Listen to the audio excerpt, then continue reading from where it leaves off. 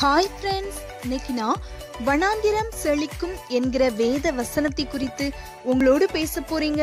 வனாந்திரம் செழிப்பான வயல்வெளி ஆகும். ஏசாயா அதிகாரம் 32 வசனம் 15. வனாந்திரம் எப்படி செழிக்கும் நீங்க நினைக்கிறீங்களா?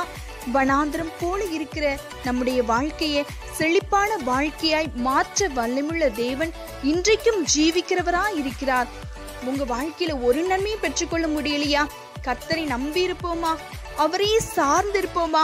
அவர் நிச்சயமாகவே நம்மை ஜீவ நீரூற்றண்டையில் நடக்க செய்ய வல்லமுள்ள தேவனாய் இருக்கிறார்.